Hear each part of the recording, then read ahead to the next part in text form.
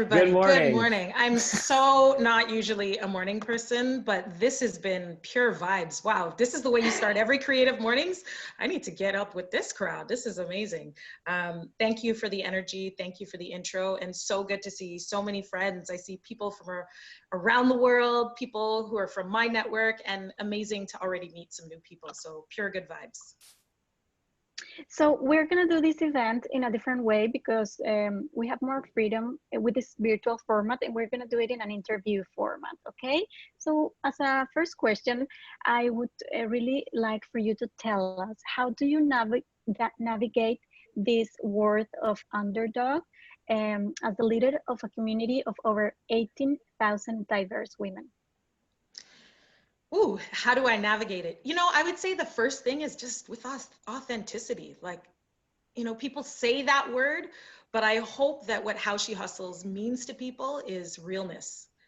This is a community that I built 10 years ago by accident. I'm an accidental entrepreneur. I didn't say 10 years from now, I'm going to be my own boss. I was just looking to hold space, no different than how you're holding space for us this morning, except my focus was very clear.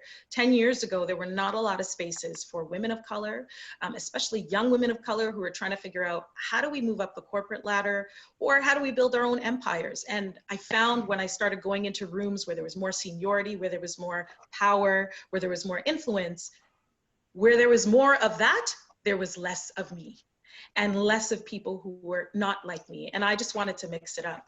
So to all of that, I guess I would say, whether it was when we started 10 years ago or now, navigating a community or building a brand or running your own business, to me is all about just keeping it real and not losing sight of what caused you to get started in the first place. It's all about purpose. What was that driving factor that really was the catalyst for your beginning? And no matter where life takes you, don't forget it. And so for me, it's always about remembering who I am as a person. I'm the daughter of immigrants. I am a Black woman. I'm a mom. You know, I'm somebody who, on so many levels, people may perceive that I wasn't meant to succeed in certain spheres, like media, for example, totally underrepresented. In business, totally underrepresented. But if you just walk with realness and you know who you are and why you're doing what you're doing, and you understand that you're part of a bigger community and a legacy, you'll never lose sight of why you do what you do. And I think people will be able to see that and be moved by it. And I really love when we talked previously that when you mentioned to me that we were talking about like how an underdog is either, you can either act as a victim or as a fighter, right? and I love when you said like, I choose to go through life with a winner mentality. You mentioned something like that. Well, you know, I don't want to go through my life thinking I'm going to fight. This is not about fighting anybody.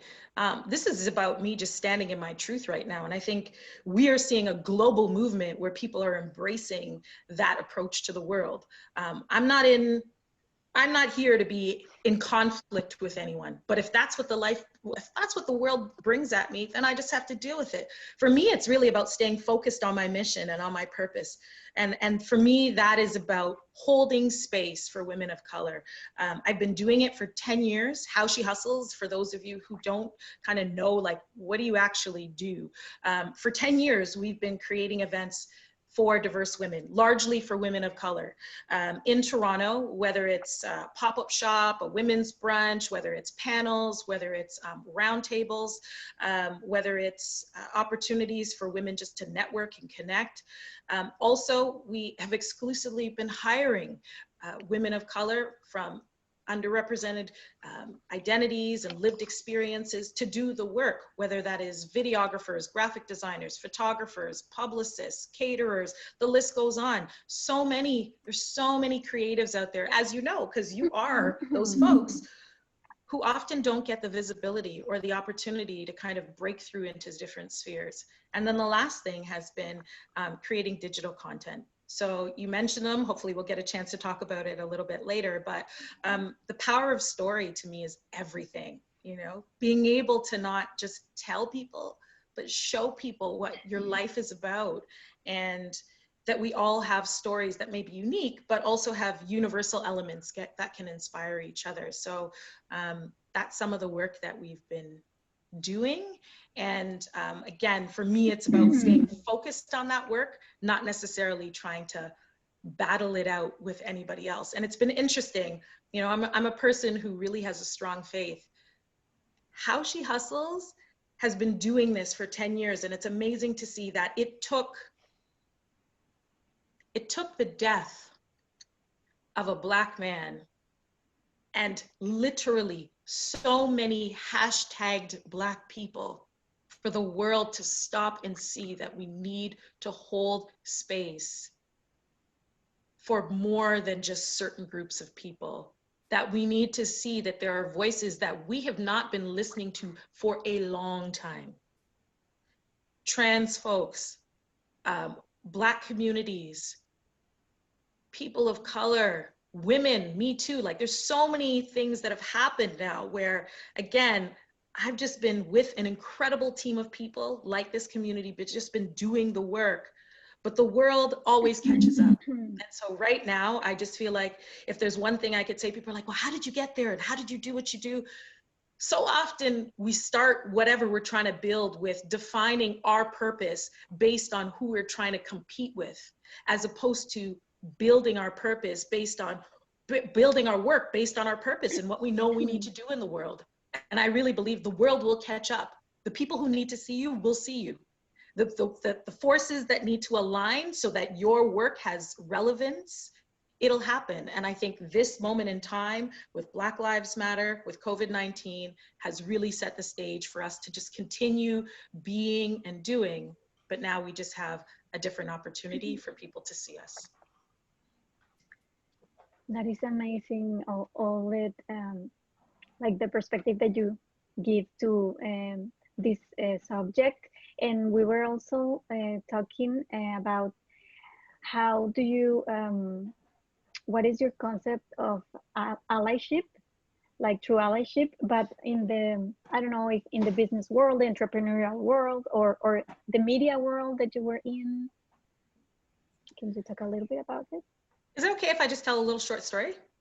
Is that cool? Oh, Totally, yes. short. Okay, so a couple weeks ago, I had a hell of a hard day. We've all had them. This time has been so trying on so many levels. And if it's all right with y'all, I'm just gonna keep it super real and just tell you a little bit about what my life has been like during COVID. We all have our own battle scars, but I'm gonna share a little bit with you. So aside from running How She Hustles, I'm also a mom. I have a 6- and 7-year-old at home. I'm also the youngest of 3 kids. So my siblings are elsewhere. So I'm caring for aging parents. Trying to run How She Hustles, figuring out how to pivot the brand. And my husband, who is just awesome and amazing, also got incredibly sick. He was in the hospital at Sunnybrook for 4 days, and he was quarantined for 3 weeks. We were also homeschooling our kids. So let me just say, as I'm sure you can imagine, it was a lot.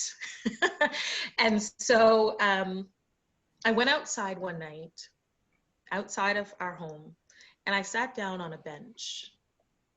And I was on the phone with a dear friend, a young woman whose life is in many ways similar to mine, because she's also a mom. She also works in communications.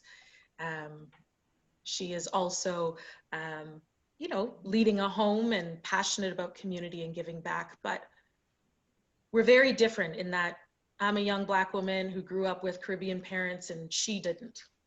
Anyway, we were on the phone and a woman came up to me and she said, "You need to move." Now, I was sitting on the bench, minding my own business, catching up with my homegirl about all the things that were happening in my life. And this woman who I had had no interaction with literally came up to me and said, "You need to move." And I said, "I'm sorry, what?" She said, "Yeah, you can't sit here." I'll speed up the story to basically tell you, this woman told me that I had no right sitting on a bench, minding my own business because of the color of my skin. lots of expletives, lots of words. She continued on for almost half an hour. She came up to me, she left. She came back to me, she left. It was a moment where I thought, in this moment where somebody can call you any word, where someone feels so entitled to tell you where you can and cannot sit outside of your own home, in your own city, because she feels like you do not belong because of your skin color, what does allyship look like? Well, I'll tell you what my friend did. She stayed on the phone. Throughout the whole time, she stayed calm. She asked me, Em, what do you need? Are you okay? When the conversation was over, she didn't take up all the space, even though I know this was a shock to her. The sad part is, it was not a shock to me. And what I loved about it is I then tweeted about it. I took pictures of the woman. I couldn't get video, of course, because I was on my phone. And I had to, I really thought about whether to share it. I've been Black my whole damn life. So this was not a new experience for me. But I realized after tweeting out the pictures and exactly what had happened to me, that nearly 8,000 people liked, commented, and shared these tweets. And it was amazing to me how many people were shocked and said, oh my gosh, I'm so sorry this happened to you. And what I want to say related to allyship is this. My friend not only stayed on the phone and we talked long after, and she let me share the experience, but I know that she has been an active ally. And I think being an active ally means she, even before that, made it very clear to me that even having conversations, very raw conversations about race was welcome. So that's one of the first things that allyship looks like, is even being able to not wait for somebody to have a traumatic experience to say, you can have this conversation with me. Secondly, I love the fact that she then continues to look at different ways to be an ally, not only in her personal space, but in her professional space, and bringing the conversation into spaces where people may not expect that of her, into rooms that I'll never enter, at tables where I'll never be able to sit down. And I think that's what allyship also looks like. She went further by actually raising her hand on Twitter and disclosing that she was the person on the phone. And I think so often we witness things that can be really damaging and traumatic to others, and then we choose to kind of pretend that we didn't see it. And so allyship sometimes can be standing up and standing with someone. I walked away from that situation wondering, no one was around that day. It was just me and this woman who just wouldn't quit. And I wondered if somebody walked by, what they would have done. And so I guess I would like to end the story by leaving it with you. If you had walked by someone who is being verbally assaulted because of who they are, whatever identity, what would allyship look like for you?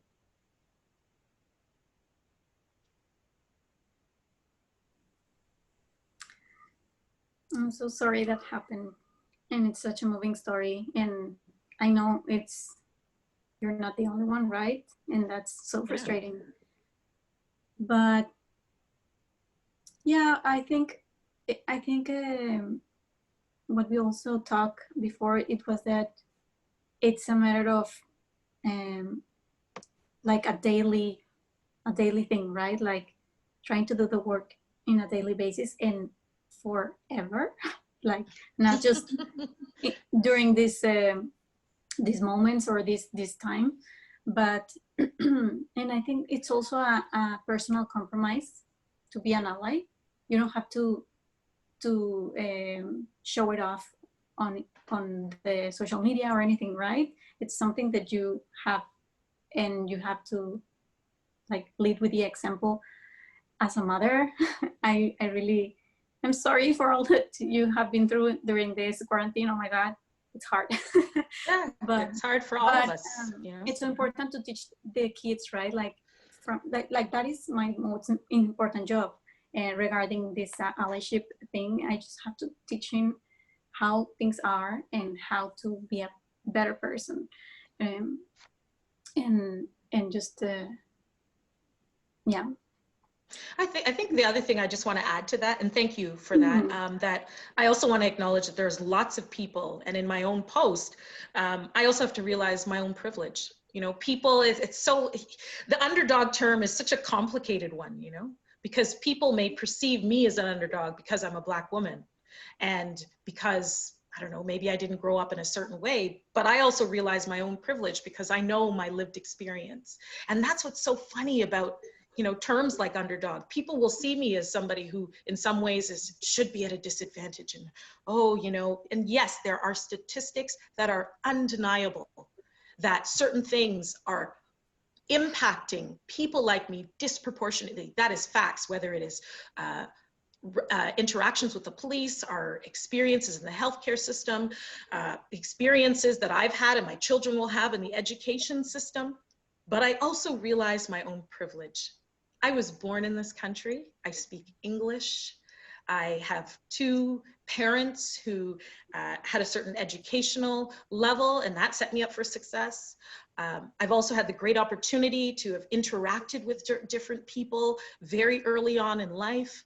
There's a lot of choice that I have, and it's interesting that the underdog term and privilege is as much about power that people assign to you, but it's also about the assignment that you give to yourself and your mindset in terms of how you feel as you move through the world. And so I think we all have a certain amount of agency to be allies, to be agents of change, and also to pick up the baton when other people are tired. And I think that's a critical piece of allyship, to understand that there are times where people who are doing whatever kind of work, and it could be you, where we get tired. And when we need somebody else to say, you know what, maybe today is the day, Em, that you don't want to be the one to have to tell that entire story about what happened to you. But you know what? I was there, and with your permission, always seek consent, I'm the one who's going to be willing to take this one on and decide, you know, and help to move things forward, or take action with your consent, or share this story if you feel like your voice is tired. So I'm constantly thinking about not only how are people allies for me and what that looks like, but how I can look at how can I be an ally for other people and do my own self-work. You are so inspiring. I admire you so much, because you not only decided to go free, like you decided to be an entrepreneur like 2 years ago, and just work full time for the benefit of women, and not only Black women, but diverse women, right? Like just from all races or minorities, or like just underrepresented, maybe is that the word. But so you have come to the very top. You met you hosted a round table with Justin Trudeau, and also met Michelle Obama. What was that like? So first, let me just clarify as well. The journalist in me has to fact check. No, I'm not besties with either of them. Absolutely not. But you know, it's funny that people, again, it goes back to what I said about the way people perceive you versus the way you perceive yourself. People will look at the picture of this group of young Black women that I was fortunate to bring together last year, International Women's Day, to meet with the Prime Minister, Justin Trudeau. And people saw that picture and thought, wow, this is so powerful. And it was. But I want to tell you, it was powerful for reasons that I'm not sure people fully understand. Of course, it was a huge honor to meet the Prime Minister, sure. But I'm going to tell you what really made my heart swell and made me know that, like, this work is so much bigger than me, was the unity in the room before the Prime Minister walked in. You have to understand what the significance of that meeting. When you think about the history of this country, to my knowledge, This may have been the very first time, and I invite anybody to correct me if I'm wrong, but to my knowledge, it was the very first time that a prime minister of our country met exclusively with a roundtable of Black women talking about business and entrepreneurship. Do you understand how old Canada is? And how much that meant to hold that space and to see the look on these women's faces, to understand that they were part of a moment of living history. And for these women to stand up with their shoulders tall and to know that they were representing not just themselves, but entire communities of women. Young people who didn't have opportunities for employment or to build their own businesses. Mothers who had to figure out whether to choose to build a business or care for their children.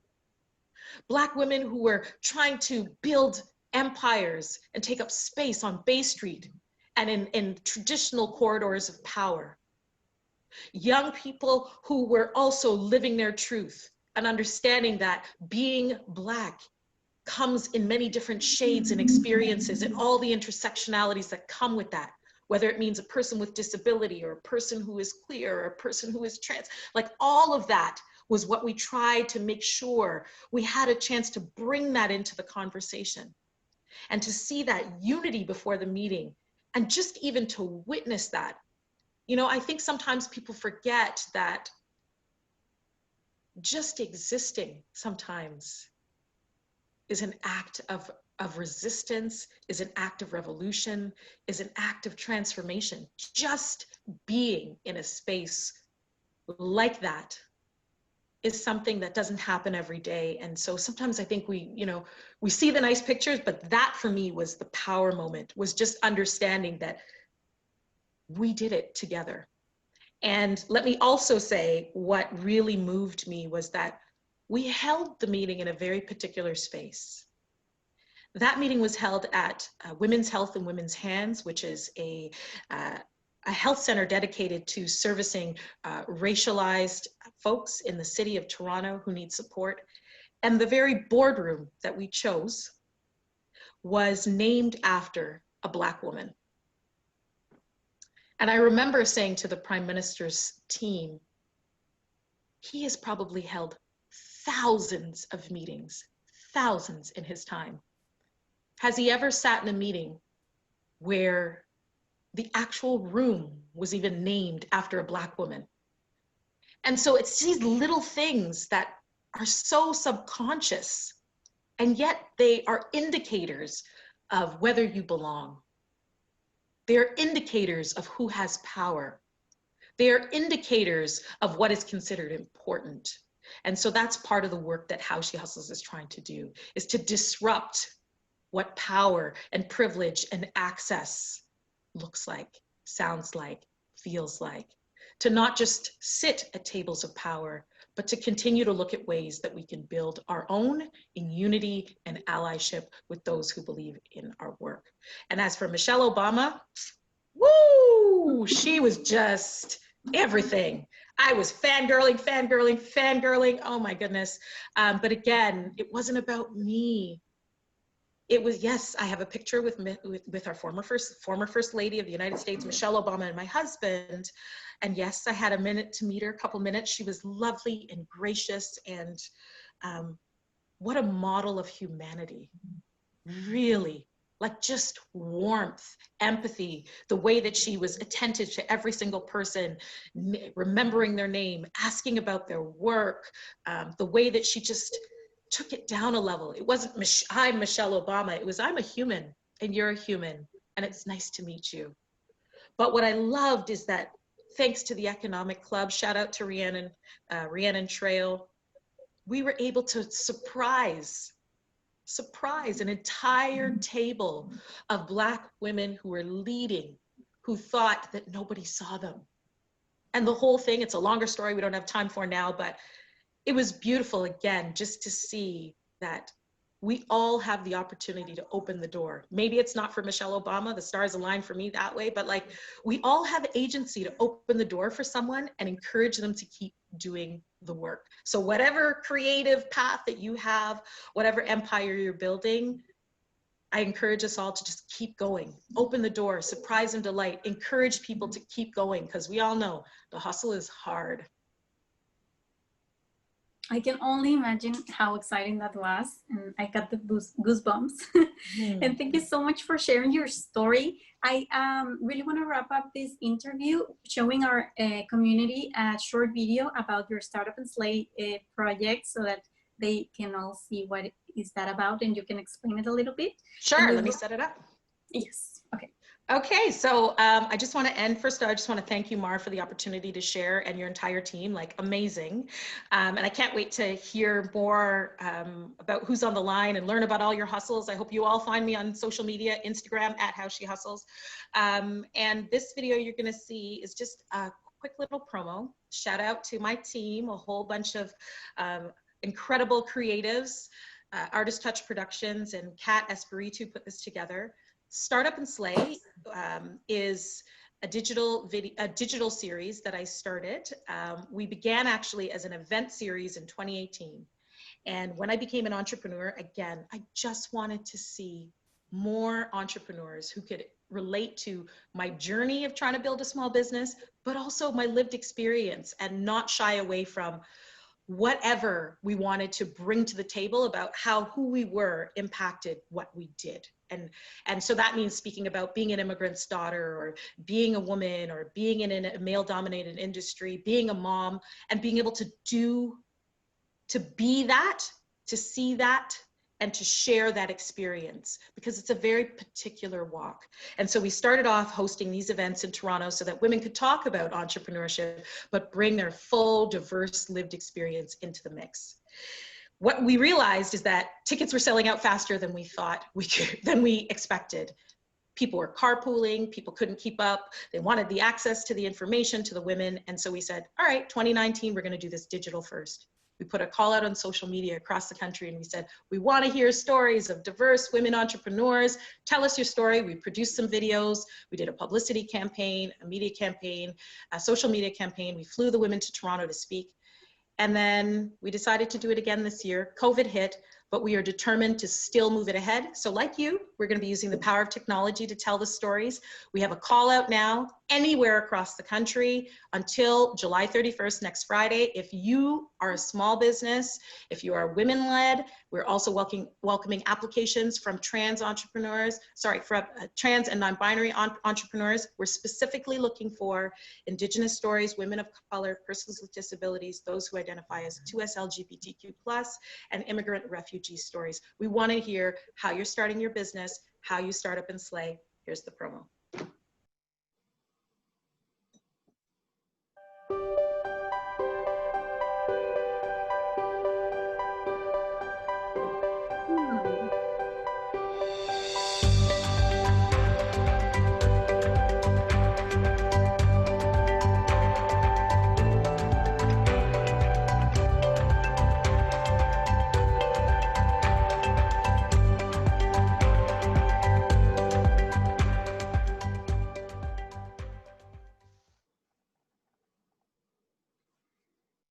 Thank you so much. Thank you so much again, everyone. We cannot clap and make noise, but we can make a heart with our hands. Yes, Avery, I see you there. Hey. You can use the reactions on the bottom of your screen to give a clap or a thumbs up. In our world at How She Hustles, we go. Burr, burr, burr, burr. I like that. Thank you so much, Emily. Now we're gonna do a little bit of a Q&A if you are up for it. And Ivan is gonna read some questions from the chat. If you have a question for Emily, just write it on the chat, and all her handles and websites are there if you wanna follow her. And Ivan? I'm here. Hello, Emily. That was so great. Thank you so much for sharing that story and all. I was shocked when you told me that story, that racism story. I'm like, what? Oh my God. Hey, worse happens to people, unfortunately. But you know what? As difficult as that was, it actually ended up being such a beautiful experience because it showed me just the power of community and how many allies are out there. And I think that's the message that I want to put across. Not like this awful thing happened. I'm like, actually, you know what it did? It just showed me how wonderful humans can be. And you know, Emily, it's so funny because for me, I have a whole background in doing events and that kind of thing. I actually got a private message from someone saying advice on how to start their own events. Oh, cool. All right.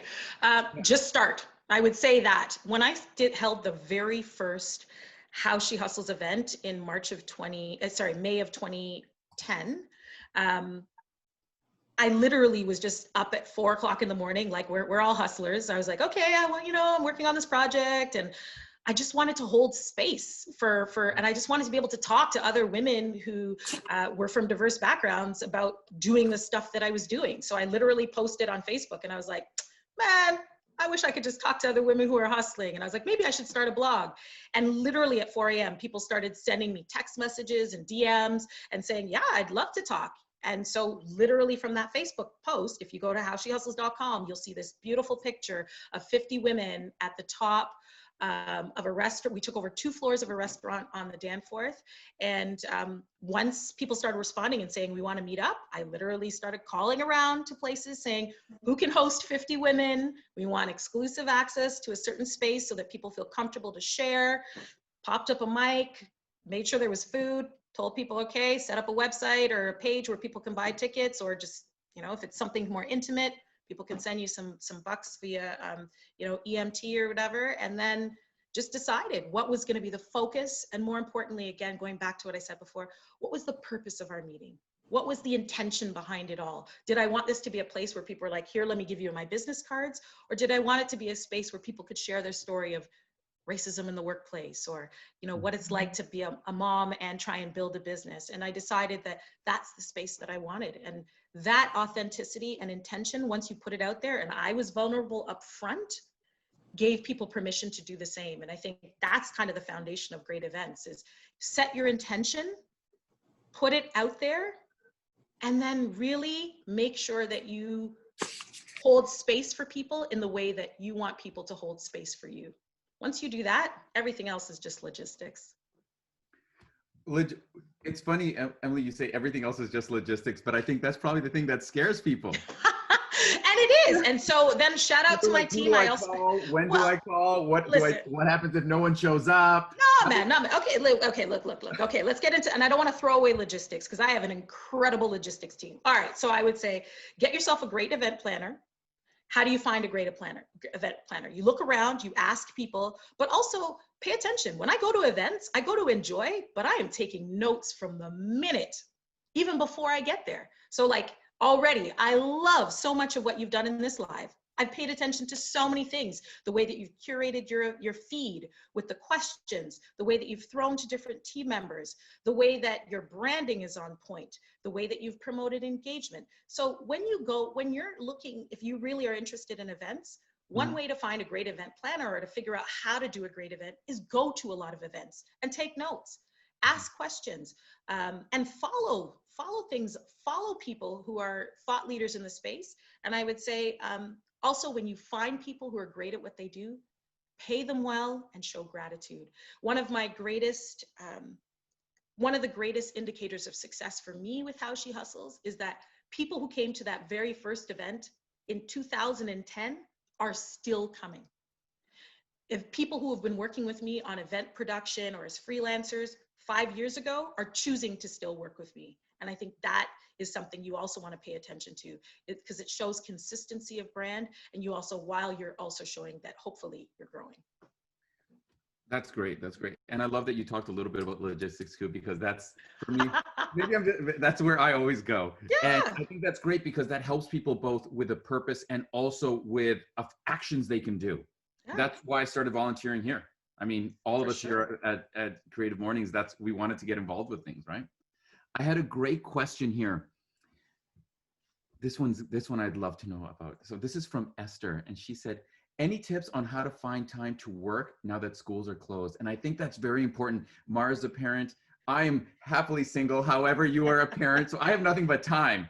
But with children, how do you allocate your time? I know I have a lot of friends Esther. that are managing that. What do you do to allocate your time and to manage no schools, children, being productive, changing the world? Okay, so here's my authenticity moment. I don't sleep enough. I will be honest with you. I do not sleep enough. So I'm not going to pretend like I have mastered it, because I haven't. I would say big shout out to my husband and my parents. They, you know, having your support squad, whoever it is, that is key. You can't do it all. You've got to find people who you trust and who you know to either take on some of the work. So like my team will be working when I'm sleeping. And also, I'll be real with you, I'm strategic with who I work with. So for example, I have a couple members of my team who are in different time zones. I have somebody who's working on my social media who's in Australia. I have somebody who's working on my social media in Vancouver. And I've specifically tried to curate it that way so that, for example, I get my best work done at night between 9 and like 2 in the morning. 9 p.m. and 2 in the morning. That is when if you really want the ideas to flow, I've realized that's my jam. Yeah. And so it helps to have somebody who's 3-hour time difference, because at that point, we can have a great conversation in the middle of the night and it works out just fine. I would also say, aside from having your support squad, make sure that you also do the best with the time that you have. It's not about quantity. It's about quality. So like yesterday, for example, I had a bit of time with my kids. And even though I had a very short window and it was only 3 hours during the afternoon after I'd been hustling on a bunch of other things, I was like, this is going to be the best 3 hours of my week. And not just for them, but for me too. I was like, we're going bike riding. We went to Downsview Park. I was like, I want to take off my shoes and like look at the apples. And like, man, we had such a good time. And it was just about, you may not be able to schedule everything, but with the time that you have, give your all, make it a moment, because there's so many things I could share and I don't want to take up too much time, but very briefly, I just want to tell you about managing time. If you don't mind, I want to end this question with a story, because I love stories, and this one's a true one. Is that all right? Okay, but talking about managing time, I'll give you a challenge. You have to do it. I'm just kidding. I'm just kidding. Don't worry. No, here we go. Here's a short story. And I hope, by the way, I'm not making people feel all like, it's an emotional story, but I'm telling it anyway. Okay, here's an anecdote about managing time. You make me cry, dude. It's not even 10 a.m. Okay. All right, take it away. In October, we hosted our last physical How She Hustles event. After that, we were getting ready to do another one early this year. And we were getting ready to host our 10-year anniversary. We were gonna have this big event. And then obviously things changed with homeschooling and the strike, and then COVID-19 hit. So our plans kind of got jacked up. But in October, I was getting ready to host our big Startup and Slay event to unveil the entrepreneurs that we had selected last year for this digital series. The night before, I was at a hotel and my team was working away. We were getting prepared. You know what it's like the night before our event. It is hustle time. And in the thick of it all, I got a text message from a homegirl. Somebody I hadn't spoken to in a long time, who said, I've just landed. You need to come right now. She had sent me a text message about a girlfriend that I'd gone to school with, who I knew had been ill, but I didn't know things had accelerated very quickly and that she actually was in a grave state. I ended up saying to her, like, you don't understand right now. I got a big day ahead of me. This is like the worst timing. But we all know time is finite. You never know when things can change. And you may not get a memo in advance. And so when I got a second text from her and she was like, no, you need to come right now, I contacted my team and I said, everybody, I know this is the worst timing, but I really need to go to the hospital. I walked down the street by coincidence, or as I would say, by God's design. The hotel that I was in was literally on the same street as the hospital. I walked down the street, walked into the lobby, and saw another mutual friend that I hadn't seen in years. We locked eyes and immediately we both knew we were there for the same purpose. We walked upstairs to the hotel room And I kid you not, I saw my friend for the last 10 minutes of her consciousness. 10 minutes to the second. She looked up and she said, "Em." She saw me and I saw her. And we were able to pray with her. And when that moment was over, I remember it was one of those moments that it reminded me, it doesn't matter what you have to do. We all have the same 24 hours. I remember leaving the hospital that day and thinking, imagine if I had said, I don't have time. The next morning, I went and hosted the event. There was a full day of events, just as I had planned. When I got off the podium after moderating a panel at CIBC for Startup and Slay, I got a second text message from the same girlfriend who had messaged me the day before. She said to me, "I'm so glad that you came. Our friend passed away this morning." That's tough. Wow. Everybody can decide how you use your time. It's not for me to determine what you do with it. I haven't perfected it, but I do my very best, and I will never forget the precision of that moment to remind me that we all have to choose where to be. Boy, what an emotional morning, but you know what? We all have stories. I've just had the great privilege of just having a bit of your time to share a bit of my story, but I know everybody else has theirs. So I'm gonna just remind everybody, don't forget, going back to where we started, don't forget what drives you. Carry it with you and feel free to share it. And thank you for giving me the chance to do that this morning. Amazing.